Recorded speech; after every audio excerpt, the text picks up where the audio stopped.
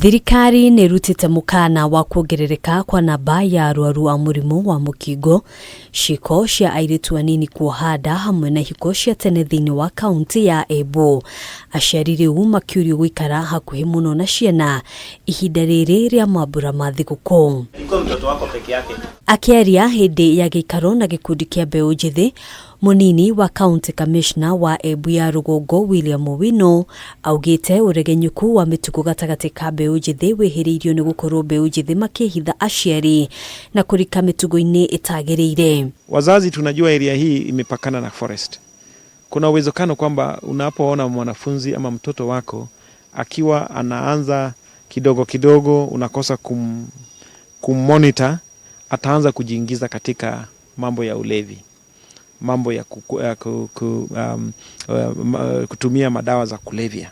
Some of these things are basically because of choices some of these young kids make, na tunaweza tukazuia.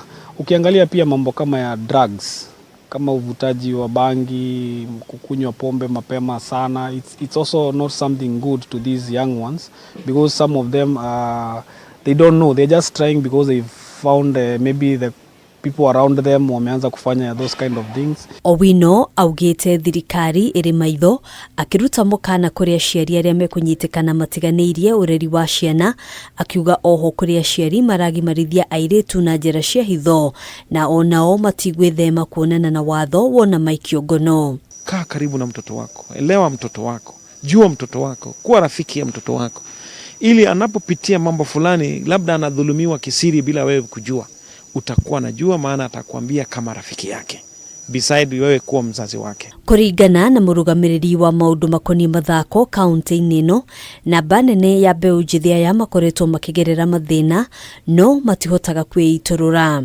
Vijana wanaumia kwa mambo mbalimbali kama gender based violence, mambo ya education, mambo ya life skills. Ihinda-inĩ rĩu akĩũria aciari matige gũtuithania macira ma ciana kũhahamwo mĩciĩ-inĩ nĩguo gũtigĩrĩra kĩhoto nĩ gĩathingatwo. Watoto wengi ambao ni vijana, they are passing through a lot.